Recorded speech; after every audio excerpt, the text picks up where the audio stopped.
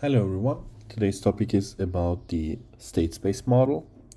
Now, we've seen the transfer function model, we've used it in the time domain, we've talked about some nonlinearities, control signals, some delay. We've also talked about the frequency domain method, which again utilized basically the transfer function. Now we will look at a whole different perspective to the systems, namely the state space model, which is basically a differential equation on its own or based on the differential equation of a system.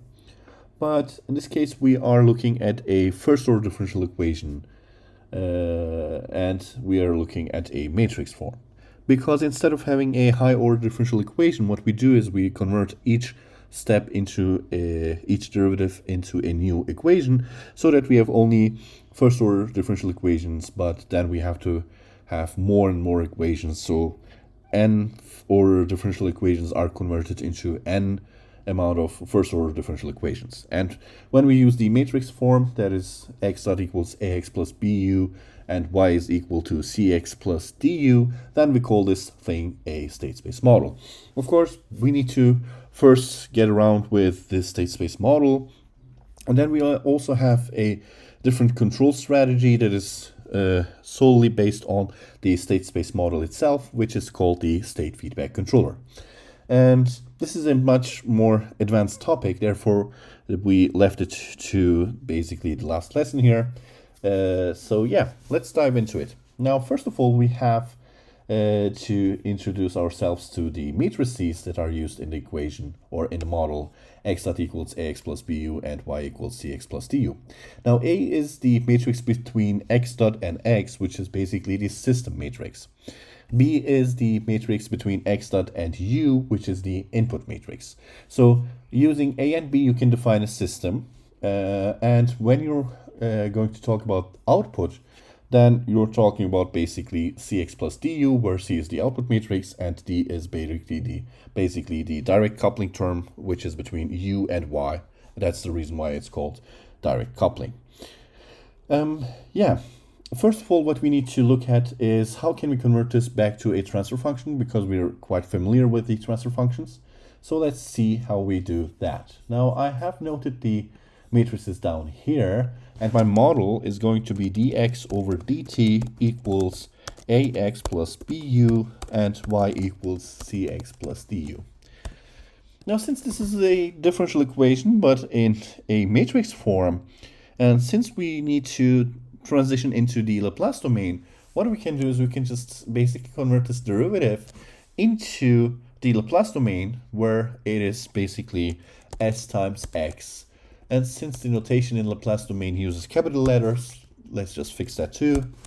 So cx du, there we go. This is basically the Laplace domain version of our model. Of course, usually when we have a derivative, instead of having sx, we need to have x0, but we want to obtain a transfer function, and transfer functions are built with zero initial conditions. Therefore, we don't really need to take care about the zero initial conditions because they don't exist for us.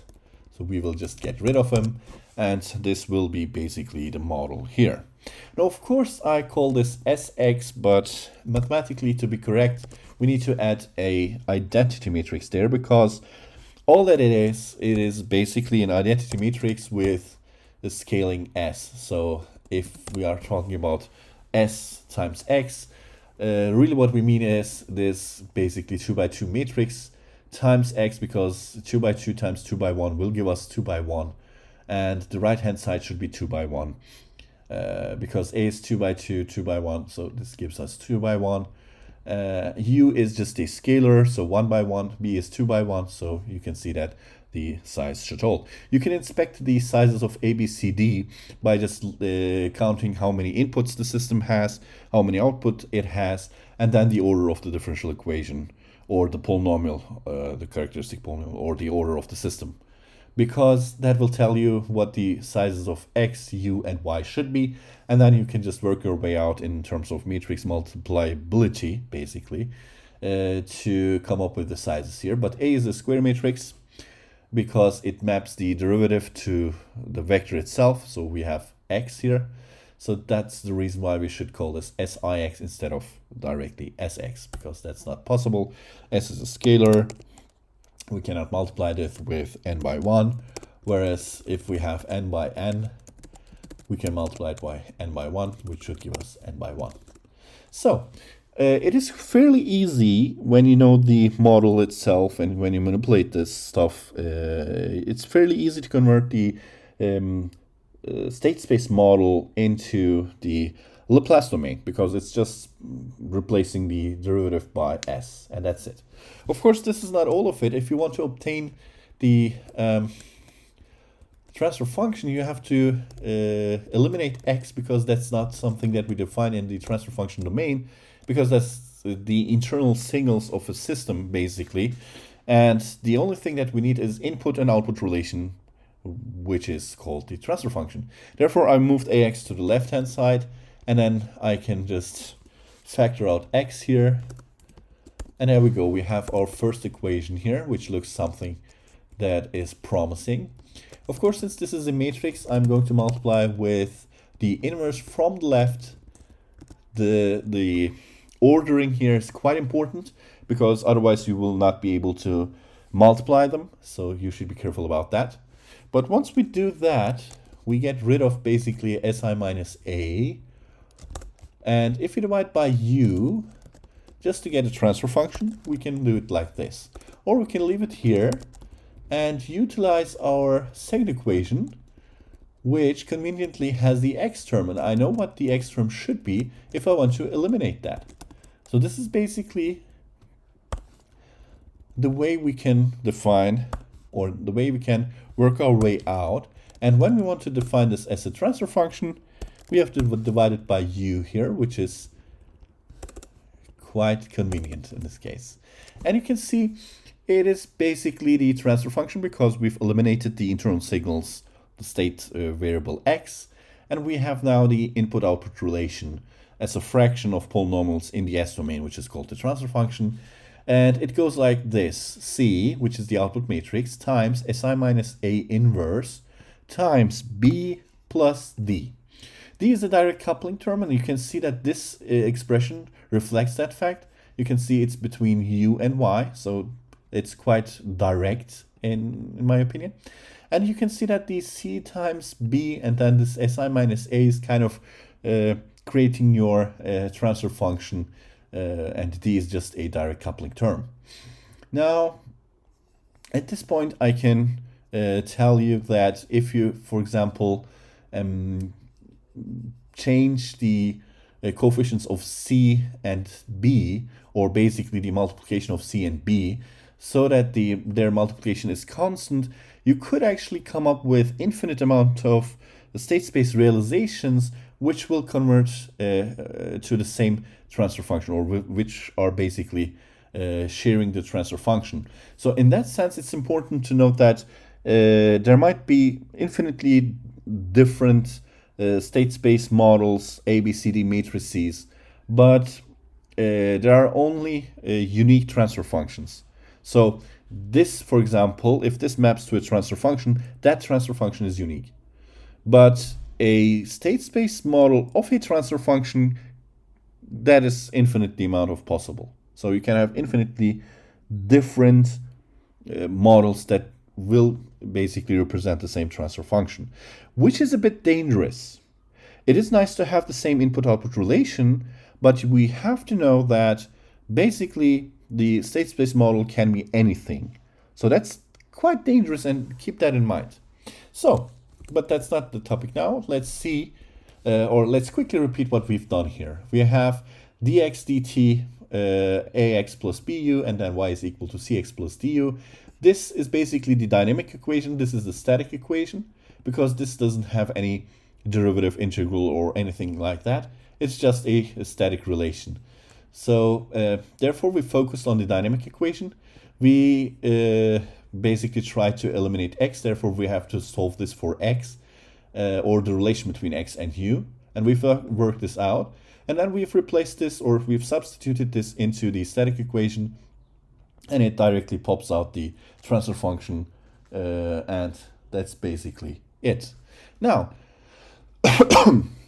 let's basically use this, and I want to use the symbolic toolbox here.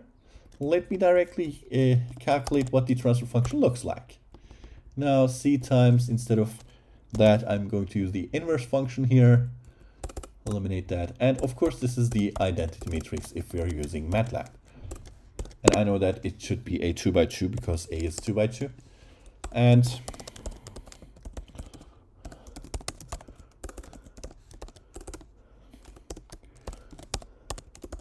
there we go.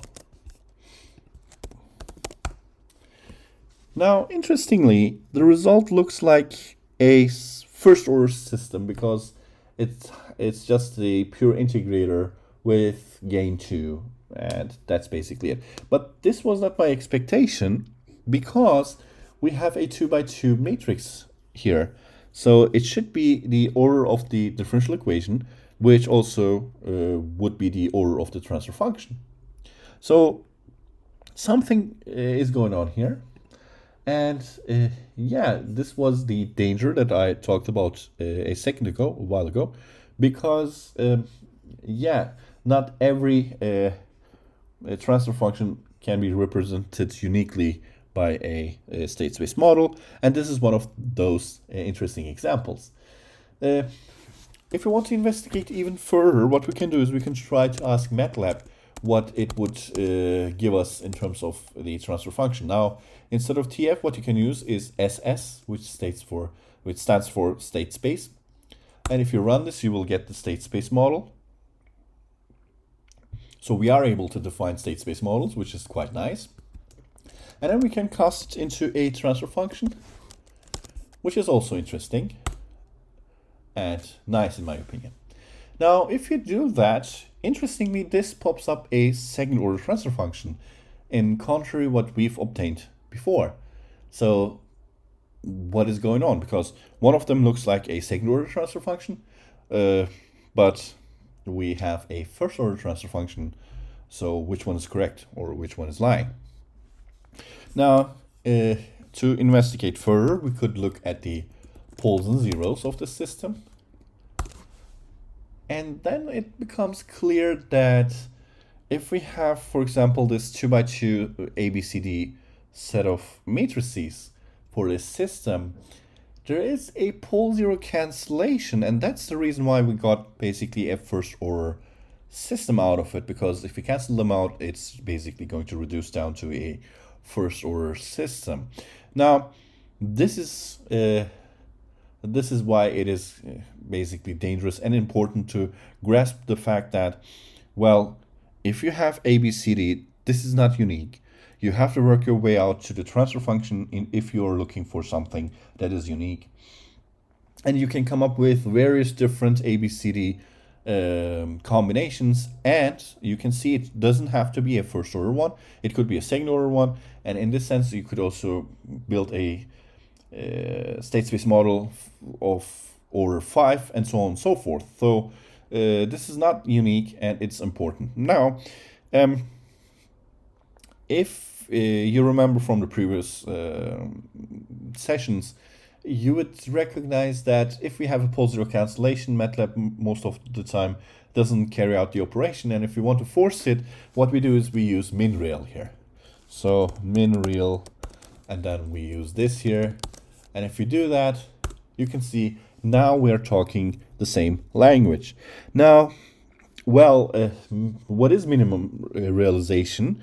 It is basically the transfer function or the system model that gets rid of not observable or not controllable poles or modes. So what basically is happening is that there's some problem with the controllability or observability of the system, which I'm going to define. And it gets rid of those, and it gives you a transfer function that is both controllable and observable at the same time. So therefore, that's, in other words, called pole zero cancellation in our mind. But here, it seems like there is an issue with this right-hand side pole zero cancellation that we had. Now, Actually, we want to look at the step response of the system. So let me just focus on that a little bit here. So I'm going to directly use SS here for the step response. So what we're going to do is y, t is step of this here, and then just create a figure. Hold on, maybe grid on, and then plot t, y.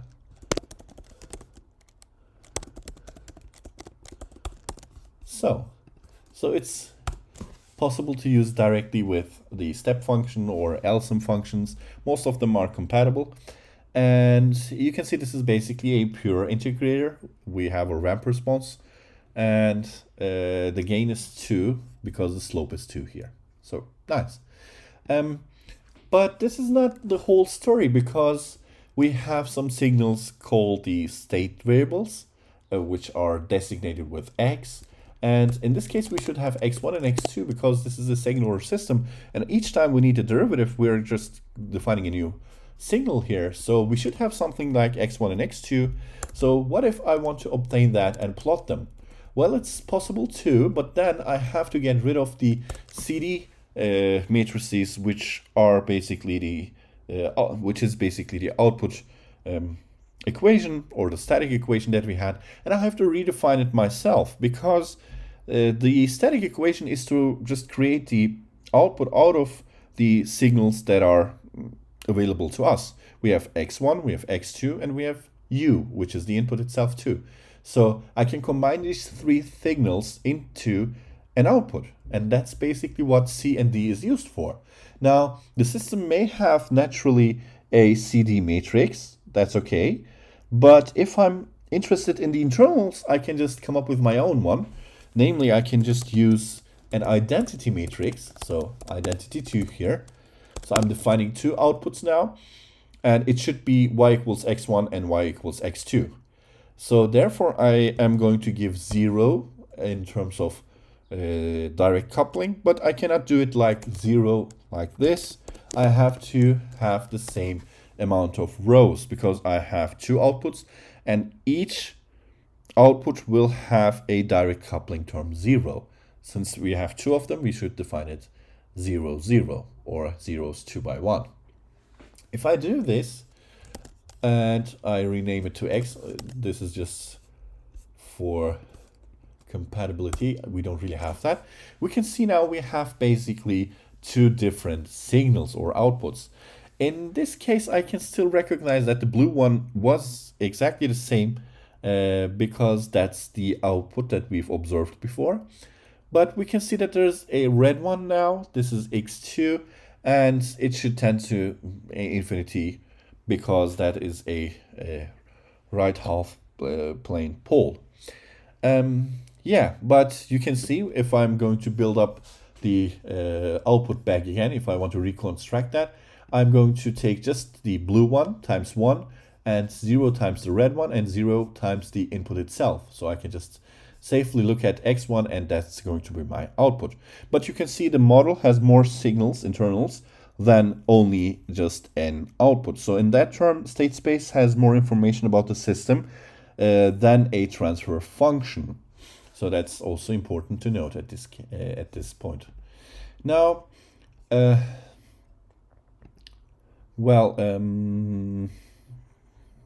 what if we want to, for example, design a controller now?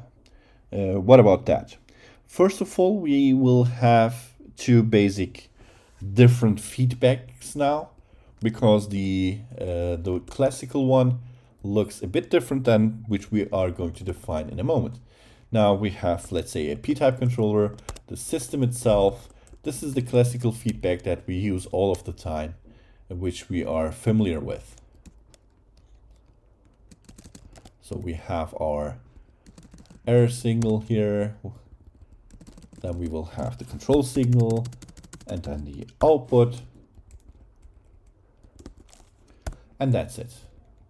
But this is not the only way that we can define a feedback, because now we have the state space model. And in the state space model, the sort of a p-type controller, which is not actually a p-type controller, but which resembles one, is called the state feedback controller, and it looks like this, k times x. And you can directly see, immediately recognize that this is not equal to k times e, because that was basically error times a constant term, the p-type controller, and that was basically generating our control signal. In the state space model, we use this a bit differently, where you can see there's no error at all, and we don't have any reference input. We just have x, which is the state of the system, and we're feeding that back to its input. So it gives us a whole different thing than the classical feedback. And if we look at the set of equations that are the state space, that is the state space model, you can see that we could do something like the following. We could plug that in. So if we have u equals kx, if this is the system, I can directly plug in kx instead of u. So this would result in this one here. Now you would see this gives us an autonomous system that looks like a plus bk times x, and then c plus dk times x, where u was substituted in as k times x. Now, if we still want to apply some sort of input to it, because we could use initial conditions and look at the system, which is quite possible, but if we still want to have something like an input, what we can do is we can apply this control law, which is u equals kx plus r, which is, again, quite different than what we are used to. Now, if we think about that and plug in r, we get back a system that has something to input, at least. So this is basically going to be our controller now. Now, since we have a new model, we don't convert this into a transfer function and then use a transfer function definition as a controller. Instead of that, what we do is we use the state space model, and we use a state space controller, which is called the state feedback controller in this case. It is called state feedback because it's feeding back the states. So it's not the same. We are feeding back the error, and we are using that information in the controller somehow and then apply it to the system. But that's not the case anymore. So, of course, it resembles it, but it's not exactly the same. The aim seems to be the same, because all what we do is we just change the poles of the system and the zeros of the system in closed loop, and that corresponds to a change in behavior of the system. And it's, again, going to be like that because we're influencing basically the system matrix here. We're changing basically the poles of the system matrix, or the eigenvalues of the system matrix. Why am I talking about that? Well, since we know how to obtain the transfer function of a state space model, what we could do is we could just take c, there's no x here, by the way, I'm sorry. So c plus dk is going to be the new closed loop C matrix. A plus bk is going to be the new system matrix. And then we have b and d, so that doesn't change. Now, if you look at this, this would give you the transfer function. What you can do is you can just define a vector k symbolically and then use a, b, c, d to come up with the symbolic closed loop transfer function. And but before you do that, I could assure you that we could use a shortcut. Instead of using the inverse of si minus a plus bk, I'm more interested in the characteristic polynomial, and this inverse will have 1 divided by the determinant of the exact same term, and then the co-minors and cofactors and all that stuff that is necessary to take the inverse. But we know that there will be a determinant piece which directly gives us the characteristic polynomial, because it will be the denominator. And therefore, you can just use the determinant instead of this inverse. And if you look at this, and you can state the same for the open loop too, you can see for the open loop, instead of having that, you can have A. And if you look at this, this is something familiar. if this is equal to 0 because this is the characteristic polynomial, we know what this is. Now, instead of s, you might want to write down a lambda, but yeah, we could see that this is the eigenvalue problem that we should solve.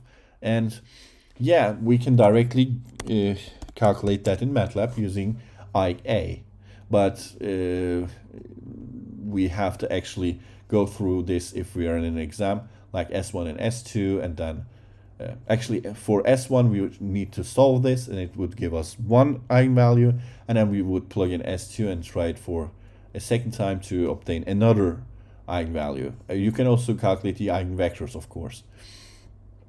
But we know that this is basically the eigenvalue. Now, this relation tells us that the pole of a transfer function directly corresponds to the eigenvalue of the state space representation and the eigenvalue of A specifically. Now, this is quite powerful, and this is also important to know because you can check what the open loop poles are by just looking at the eigenvalues of A. And you can repeat that for closed loop if you want to validate, if you want to look if you have assigned the poles that you wanted or not.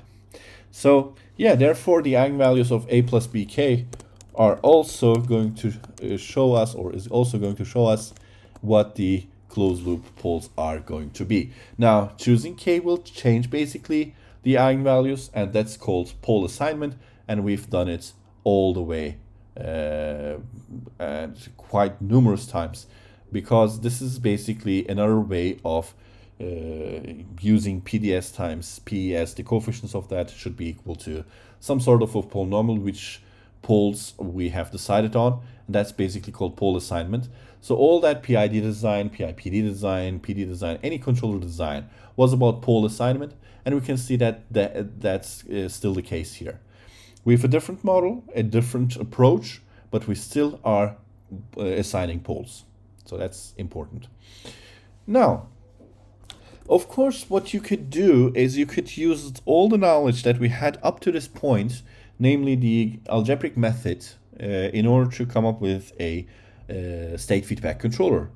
Because if you look at line 32, you will get a polynomial, and you can just use any combination of poles on the right hand side and then construct a polynomial PDS of any order, and then equate them and choose solve for K. That's possible, but there's an easier and also maybe a faster way of doing that without the whole algebraic method here. So how can we do that? Well, it is called the Ackermann formula, and it is quite easy to apply once you know how to apply it. So it looks like this, times the inverse of phi c times PDA. Now, this is the general form. I'm going to write down the form that I'm interested in, which is the second order form here. So phi c is basically the controllability matrix, which is b times a times b, and then a squared b. It goes on like this, a to the power of n minus 1 times b. This should create the controllability matrix. And then we need PDA, but that's basically a version of PDS, which is the desired polynomial. So in our case, let's just choose randomly, like this. And the only thing that we're going to do is we're going to replace s with a. So we're plugging s equals a into it.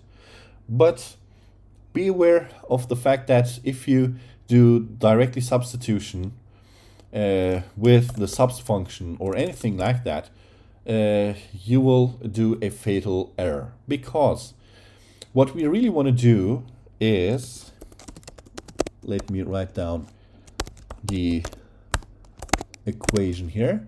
So that's actually the polynomial that we're interested in, because I know it for a fact. We could look for the coefficients, and we want to plug in a.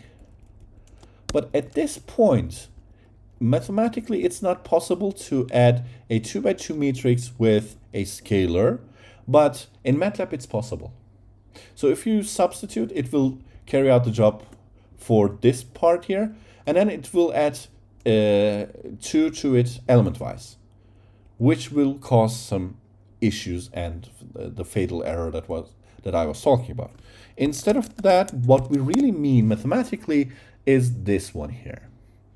So it should be 2 times identity instead of element-wise adding 2. So that's quite dangerous in MATLAB, and it's important to note. So you have to prevent this from happening, otherwise you're okay and good to go. So we could just use coef equals coefs and then obtain the whole PDS s comma all, and then use that for the calculation here. So coef 1 times a squared plus coef 2 times a plus 2 times, or coef 3 times identity. So that's called PDA. So I just want to convert it into double here. And there we go. Once you have PDA, which is basically the desired polynomial information, but we have to plug in the matrix itself. And we're using the phi c, which is the controllability matrix. We're basically good to go because the Ackermann formula is completed. Now, for this to be true, I have to remind you that, well, PDA has an explanation because every matrix will satisfy its own characteristic equation is kind of the motto that helps out here. And we use the Cayley-Hamilton theorem in order to prove that the Ackermann formula actually works, because, well, basically what we need to do is we need to look for the difference of PDS and the polynomial that we have now, because instead of plugging a, what we're actually trying to do is we are trying to plug in a plus bk actually in here. But never mind, it's not that important to know what the whole proof is. If you're interested in it, you can research and you would find it. But in summary, it's just using a vector, the inverse of the controllability matrix, and PDA, which is constructed out of the desired polynomial here. So once you multiply these, you will directly get K, which is the state feedback controller. So designing a state feedback controller is just a matrix operation thing and deciding on the poles, and you're good to go. If it's controllable, if it's a controllable system, of course. So let me just get rid of this whole explanation thing here, and let us directly calculate this. So let's see. Seems to be okay. So once I'm done, I am interested in times k. So sometimes we use u equals kx, sometimes we use u equals minus kx. If you're using the Ackermann formula, you should use u equals minus kx, because that's correct. Otherwise, you would be in trouble. So let's run this. We need s, okay. Let's define sims s, no problem. Of course, we don't really need the symbolic toolbox. We can use convolution here, but yeah. Now we can see that we have an issue, and we have a singularity in our matrix, which can only be caused by phi c here, and in fact, it has some zero terms. If you look at the determinant of phi c, you will see it's 0, and if it's 0, it's not invertible, it's a singular matrix. You can also see that by directly taking the inverse. And there we go, it's just not invertible, so that's an issue. And if that's not invertible, it means that there's no state feedback controller. And the reason is that this system is not controllable, or the ABCD representation is not a controllable model. So that is quite interesting. And yeah, we cannot design the controller that we are looking for. But what we can do is, instead of forcing this to be the thing, what we can do is we can just come up with a random vector and try to see what happens to the poles. Because even if I'm not able to take the inverse of phi c, I could come up with a k vector and try it out and see what really happens here. So let's run this. We can see that one of the poles is 0, the other one is 3.82. Let's change the vector a little bit. Let's have 5, 5. And now we can see that there is going to be a pattern because this one was 0. I did successfully move it to -5. But this one here doesn't change. So if I, for example, apply, I don't know, some different vector here, you can see no matter what I choose, I still get the same second pole and it will not move. So controllability is basically the ability of moving the poles and all of the poles. Now, and you can see how much you can move and how much you cannot move by basically checking out the rank of the controllability matrix. By controlling, you're trying to assign poles or move the poles, and controllability rank will give you the movable amount of poles of the system. So since the order is 2, I can move one of them and the other one is not movable. And for this system, I'm quite unlucky because the system is not stable. So that could be an issue.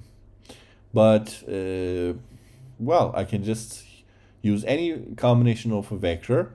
The only thing that will change is just going to be one of the poles, and the other one is not going to change. Therefore, the system is not controllable. The representation is not controllable. And yeah, we are quite in trouble. So what could we do for such a system? Well, this means that the system representation is not suitable for us. What we can do is, based on our knowledge, since we know that this is 2 divided by s, just an integrator with gain 2, we could come up with our own state space model. So that would be maybe the solution here. So the transfer function is 2 divided by s. What we could do is, we could just work our way out, and we would get s times y equals 2u. And yeah, I could just call this x, and this would be x derivative is equal to 2 times u. Now, by looking at this, I could directly conclude that my A matrix is going to be 0, my B matrix is going to be 2, and since I've called y equals x, since I have decided on that, C is equal to 1, D is equal to 0. Now you can see this should also represent the system, and if you want to be sure, you could just try it out and see if it results in the same thing. And you can see my newly proposed ABCD matrices result in the same transfer function. So again, you can see ABCD is not unique, but the transfer function is unique. So now what if I want to use this and the Ackermann formula here? Since this is a scalar system now, I need to get rid of this because order is equal to 1. And I might want to use just one pole because order is again equal to 1. And therefore, maybe I need to get rid of this term here. It would be coef 1 times A plus coef 2 times the identity matrix. This one would be equal to 1, inverse of that, and that. So, if we run it, it seems like we get it. And the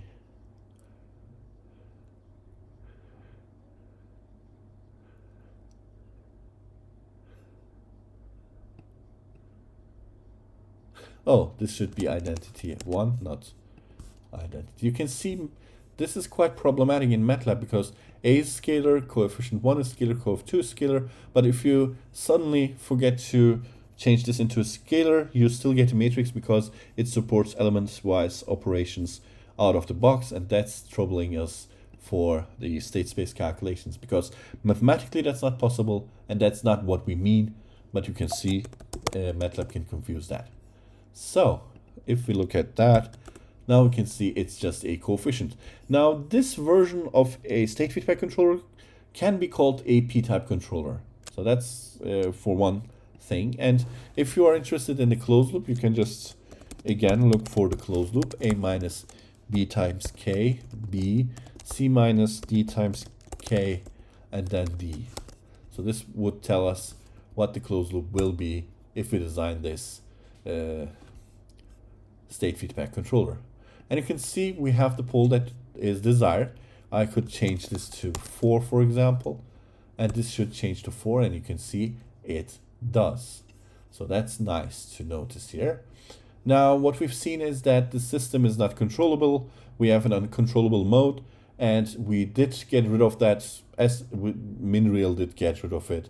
And then we defined a new, fresh state space model and use that in order to design a controller, and we did succeed actually. So let's actually switch to an actual example, because this is an introductory example and it's an interesting one. So let's use basically the second order transfer function here. Now we also need to know how to convert a transfer function into a state space model. We kind of looked at a glimpse of it, but that's not the whole story, because that was a scalar one, and it's quite easy to do that. So let's have 6 and 12, 1, 0.2, 1.01, I assume. So, or basically this is the same as having 6 times s plus 12 divided by s squared plus 0.2s plus 101. There we go. So let's run this. Nice. So how can I convert this into a state space representation? Now, yeah. Well, what we have to do is, first of all, there are infinitely amount of state space models that we could obtain, but I'm going to talk about the controllable canonical form, of course. That's a special one, and it's quite easy to obtain this. Now, what I'm going to do is I'm going to scratch the numerator and just write down 1 instead of that, which will be a transfer function between my states and my inputs.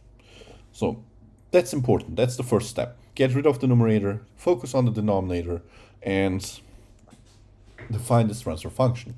Now, if you do that, you will immediately recognize that it's not that difficult, because this will be the result here. And since by multiplying with s we mean taking a derivative, we can quickly work our way out, which would look like this. And since s squared, it should be double dot, and then since 1s, it should be derivative. And there we go. Now we have the differential equation. And from the differential equation, what we are going to do is define x1 equals x. And if we have a derivative, x1 derivative, for example, that's basically x derivative, we give it a new signal, x2. And then we have x2 derivative, which is x double derivative. And we can terminate the process here, because that's what we need. We have a second order transfer function, and we've reached the second derivative. From now on, what we're going to do is we're going to use these set of equations to come up with the matrix form of the dynamic equation, and that's basically it. So if I take this and leave x2 alone, isolate that, basically this would be a negative sign, this would be another negative sign, plus u. So we know what we should call x derivative, or x, because x is equal to x1, so that's one thing. And then x derivative, I'm looking at here, which should be x2, and this is x2 derivative. If I change the order a little bit,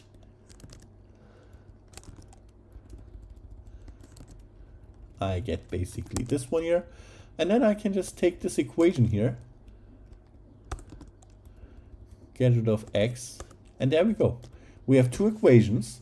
X1 derivative is equal to x2, and then x2 derivative is minus 101 x1 minus 0.2 x2 plus u. From here on, what I'm going to do is I'm just going to use x derivative equals something times x plus something times u. So the first row corresponds to the first row here. So 0 times x1, 1 times x2. The next row is going to be minus 1.01 and minus 0.2 x2. The first equation has 0 u in it. The second one has 1. So that's basically it. We have obtained the A matrix and B matrix.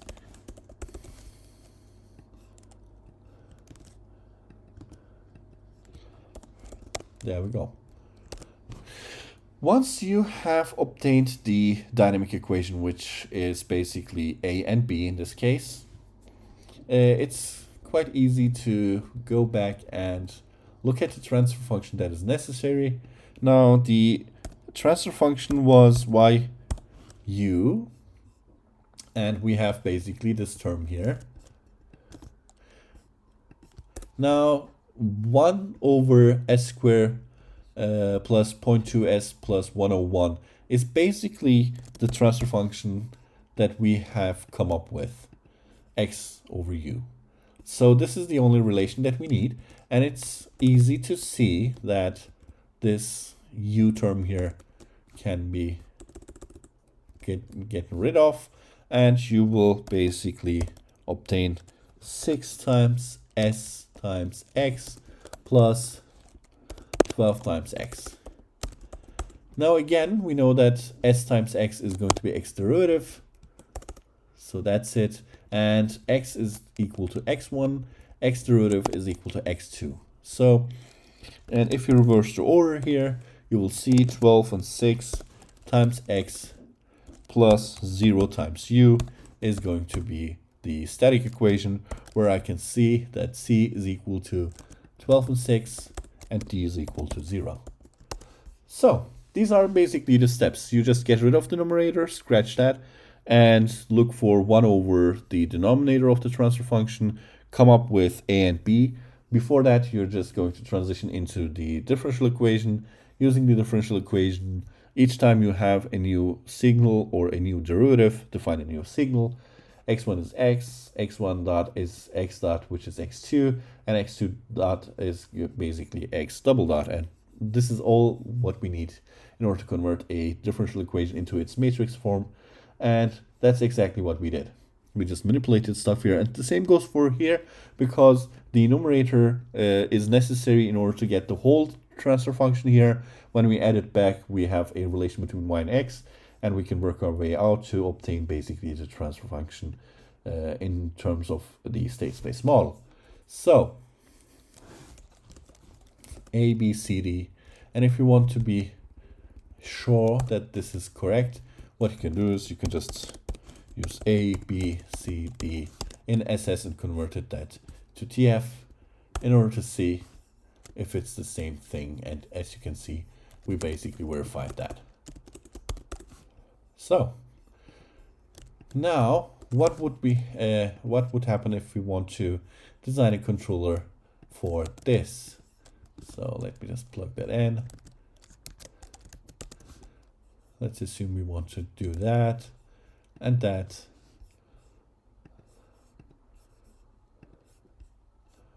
And of course, we are going to use this one here. So maybe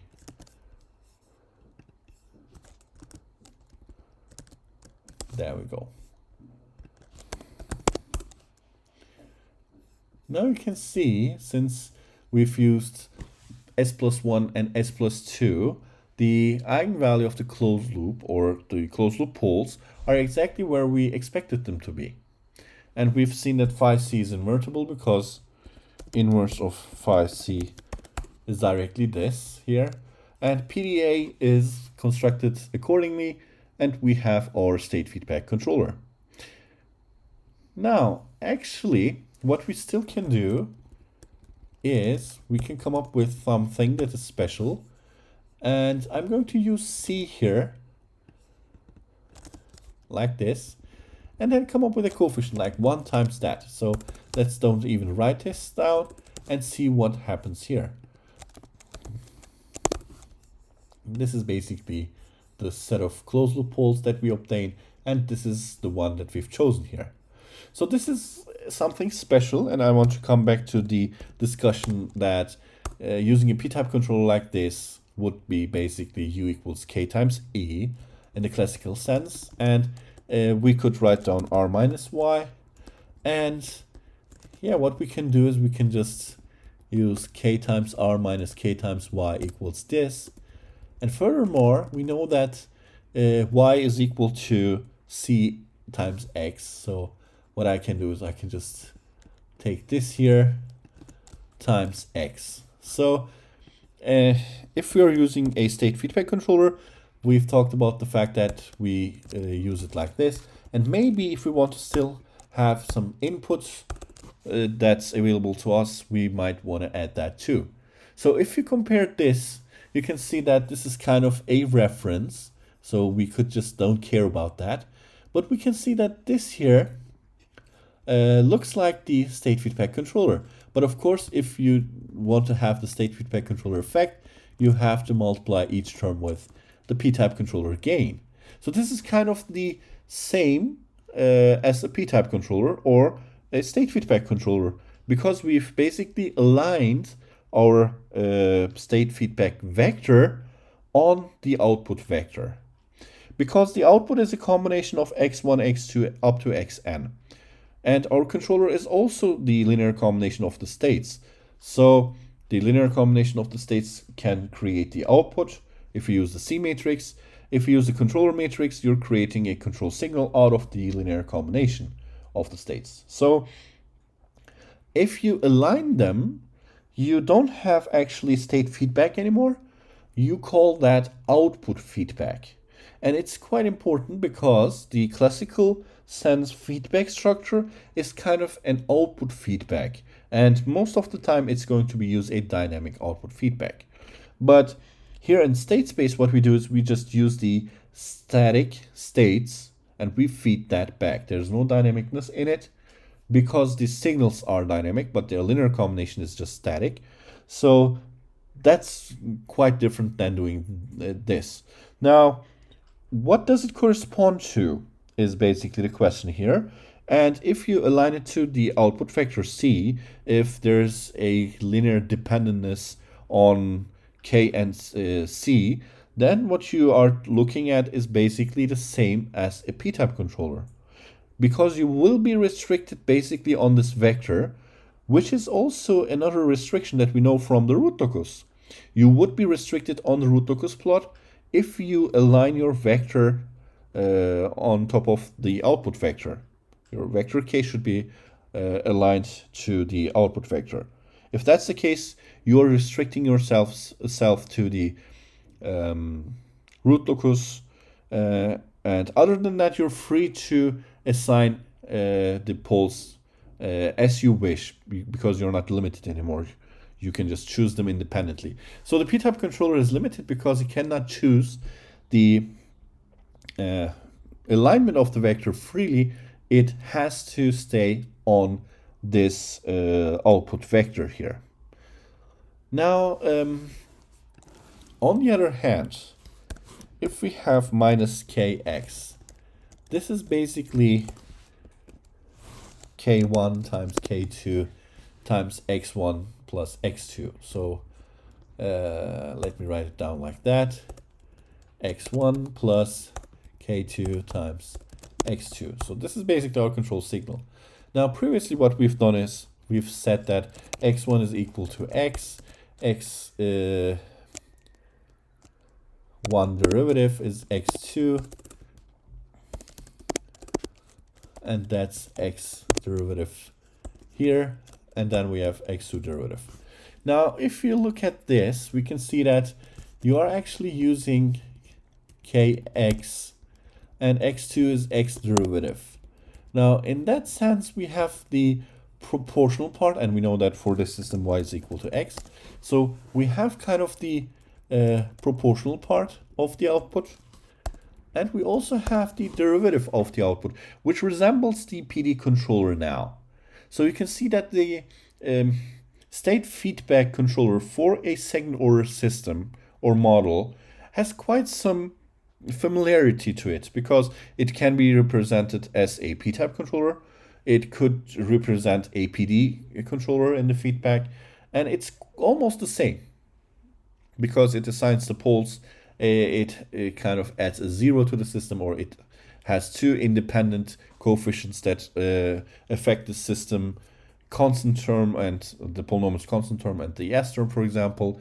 But you can see it kind of uses the output and the derivative of the output, combines that into a control signal, which is basically called the PD controller in the feedback form, or PV controller.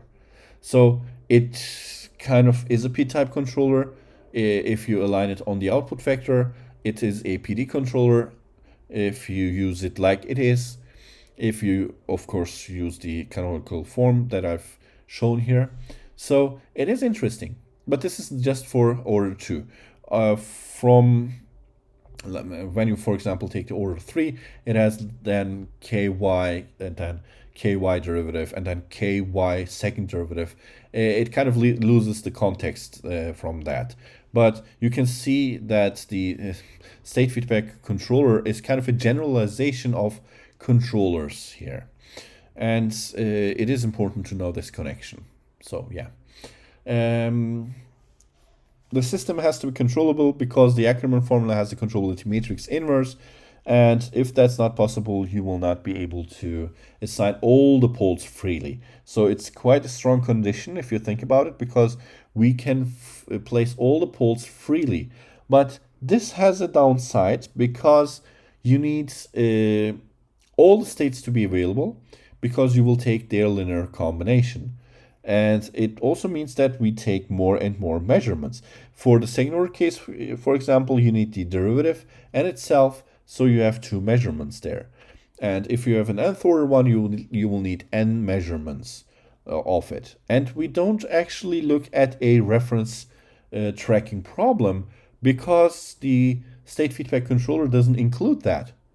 It doesn't have an integrator in it. It doesn't guarantee the step type inputs reference tracking.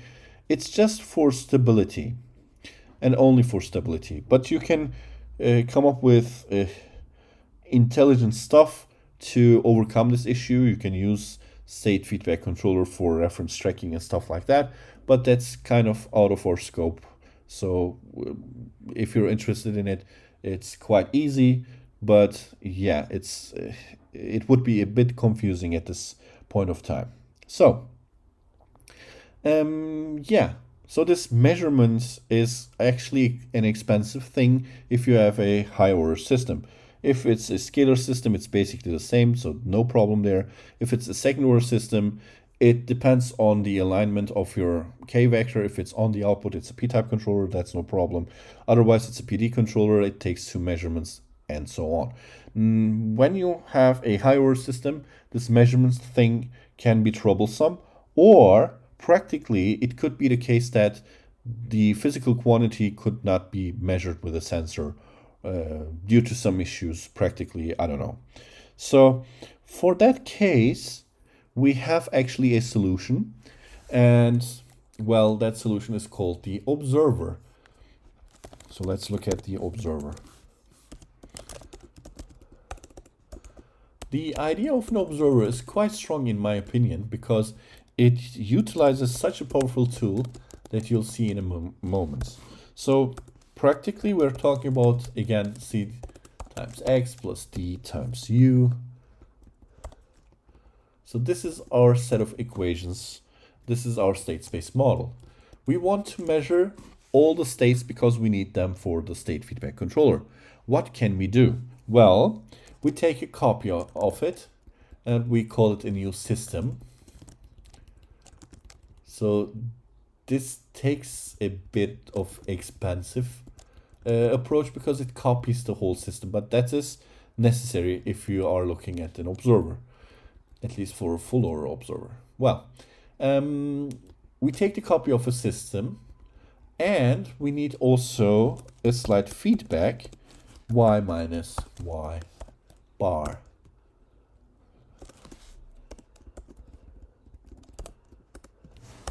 And the reason for that is basically for correction.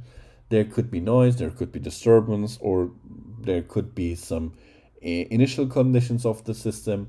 Our observer needs to compare the output of the system in itself and its own output, take the difference and feed it back so that this observer, if it works with a certain coefficient vector L, then it will basically match the states of the system.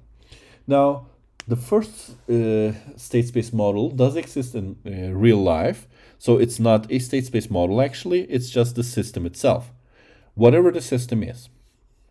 But the second one is basically an imaginary construct because we have a certain mathematical model assigned to the model, and we use that mathematical model to our advantage, and we construct a system out of it.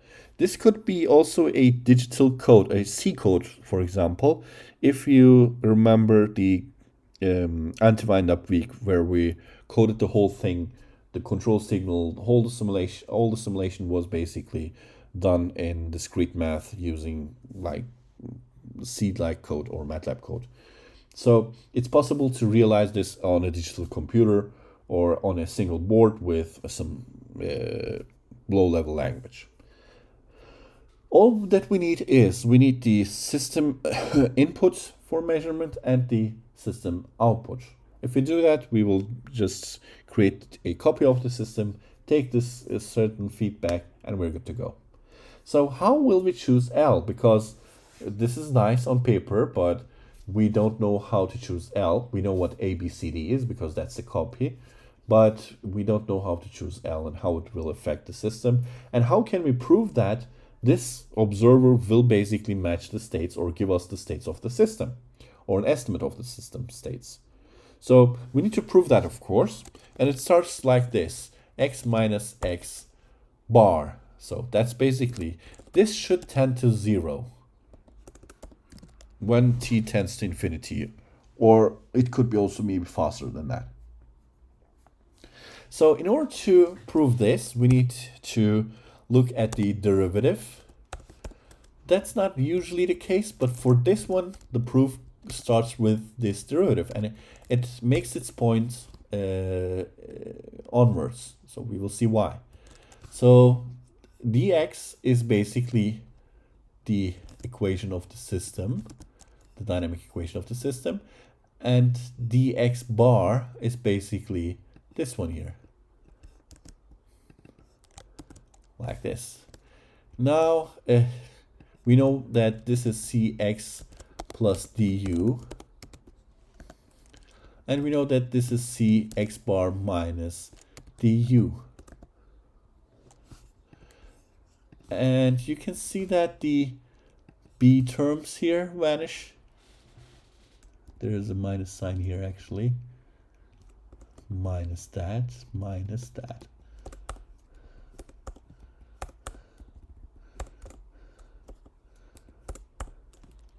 Now we can see du and du cancel each other out, bu and bu cancel each other out, and we have ax minus ax bar and then minus L cx minus cx bar. So we can see that L times c gives us this, or we can also factor out this one here as x minus x bar. Actually, this is just directly a. So there we go. And this is then reduced down to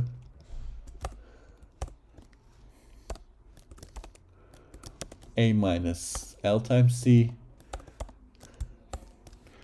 times that. So by the way, x minus x bar by definition was the error itself. If you plug it in, we get this nice autonomous system here. And this will help us in the following. When E, or this autonomous system, is stable, then E will tend to 0. So that's interesting because it's a linear system the equilibrium point is 0, the origin, and E1 and E2 both will tend to 0 because it's autonomous. And if A minus LC is a stable matrix A with eigenvalues on the left half plane, then E will tend to 0 because it's stable, it will consume the energy and it will go to 0. So if E goes to 0, X minus X bar goes to 0, therefore X bar should tend to X. And that's the power of the observer because, well, it states something that strong. You just need to come up with L, and then the system will basically correct itself and give you the state estimates. Yeah, and if you're not able to measure it, and if we have a system on like an onboard chip or something like that, we would be likely to be happy by just using the observer instead of a expensive sensor. So it would make sense. So how can we come up with L such that A minus LC is stable? Now this is again an eigenvalue problem. You can see that I of A minus L times C should be stable. So that's what we are after here. And if you take the transpose of this equation, nothing will change. You would get this here. And furthermore, this portion here is more important than that. We would get A transpose, C transpose,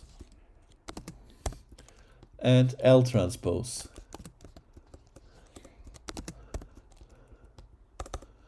So it would look like this.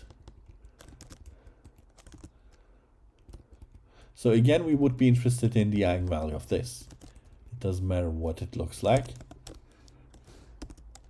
So we would be interested in this. Now, if I substitute A into A transpose, B into C transpose, and K into L transpose, you can immediately recognize that this is basically the state feedback controller design, and it is basically the same. So we choose the poles for A minus BK if we have something in mind. For example, it could be a choice of random poles on the S domain on the left half plane just to have a stable system. That's possible. We could look for the second order formulas, decide on the fact that the system should behave like a second order system, choose two poles in the dominant region with zeta and omega n, and then push everything else 10 or 15 times away from that, and we could choose those set of poles for controller design.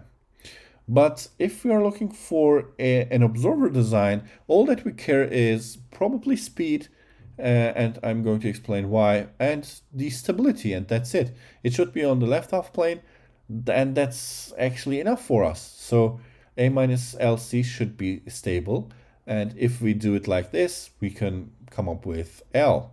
So there are two approaches here for observer design for using the same Ackermann formula as before. You could take the transpose of the given parameters, like in line 24, and use them like they would correspond to A, B, and K. So use the Ackermann formula like A, B, K, but solve them with the transpose data of A, C, and L.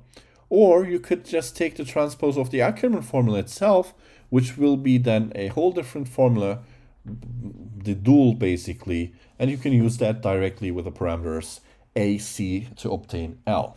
So it depends which route you want to take, but the restriction in order to be able to use an observer with a controller is that the observer should be way faster than the controller itself. So when you're choosing poles, you should be choosing faster poles for all of the poles of the observer. And the reason is quite obvious actually, and I will talk about that. But let's see what I mean by the Ackermann formula here. Well, the Ackermann formula for our controller design looks like inf of phi c times PDA. So either you want to use this with basically the following, B and then A times B and stuff like that. You could just plug in C transpose into this, and then A transpose, and then C transpose, and then PD, and you should substitute A transpose. Once you have that, that would be L transpose here. Then you would take the transpose of the results so that you would obtain L. So that's one way of doing it. Or there's also a dual one, which directly gives L, but the ordering is a bit off. It looks like this for the second order. And of course, it looks like C times A,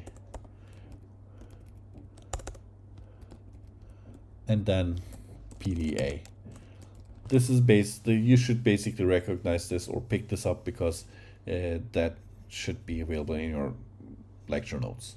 Now this is called the observability matrix. We've seen the controllability matrix, and you have to check if the system is observable, and then you can design an observer to it. Once you've done that, you will end up in a system, and then you would get basically an observer here. And the observer would measure stuff that is necessary to measure. And it would provide you with X bar, basically. And then you would use the state feedback controller. U equals minus K times X bar. And then you would apply this to the input to the input of the system, like this.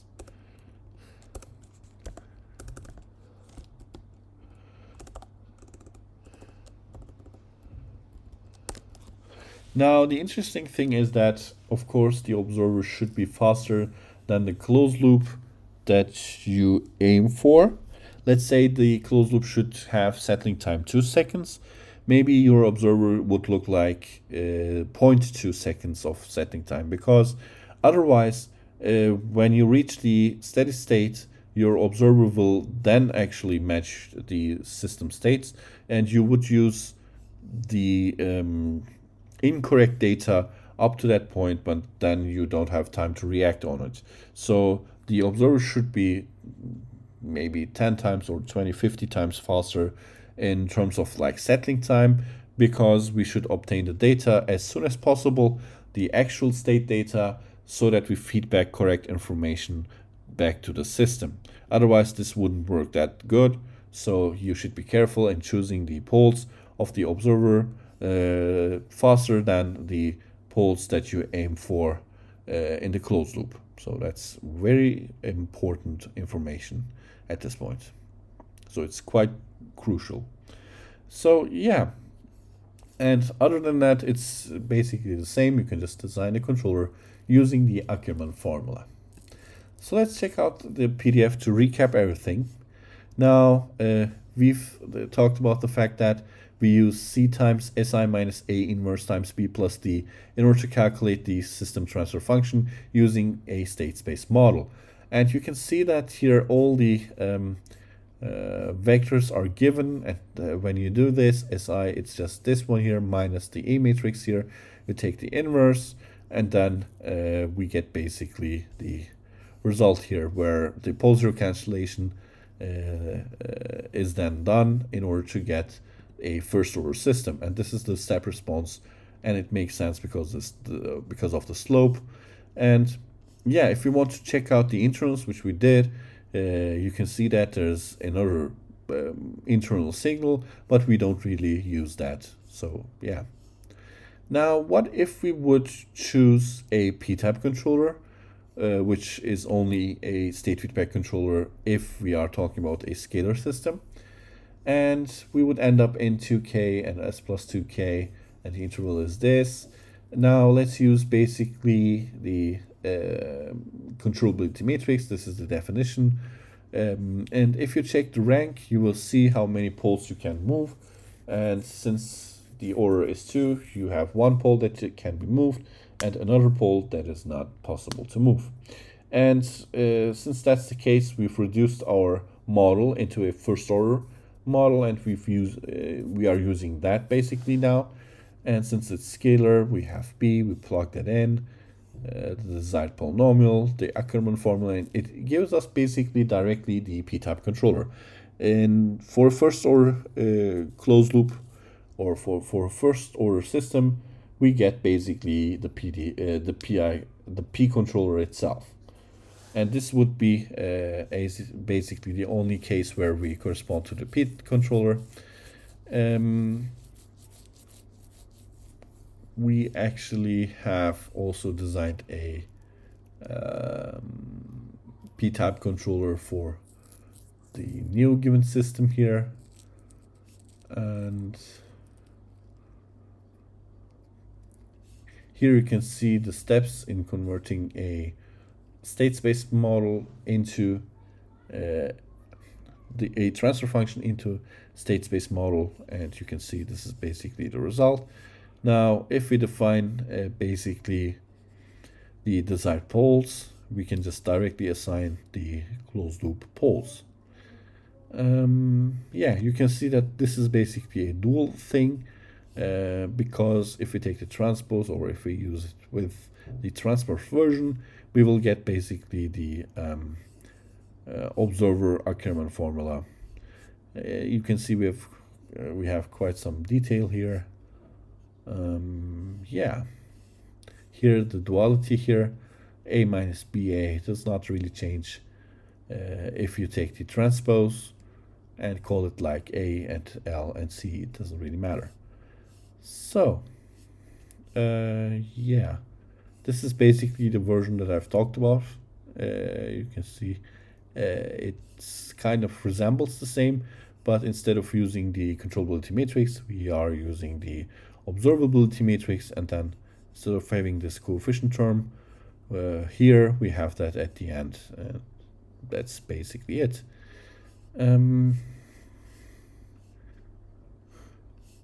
Yeah, that's actually, I guess, it. Here you can see that when we use an observer, if we have some initial conditions, then you can see it kind of does its best to track the system states. But other than that, yeah, that's quite it.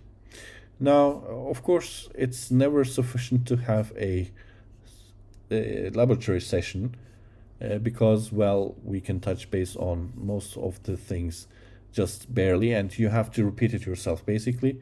And in that sense, I would recommend you to do homework 4, because that's state space centric. So that's that.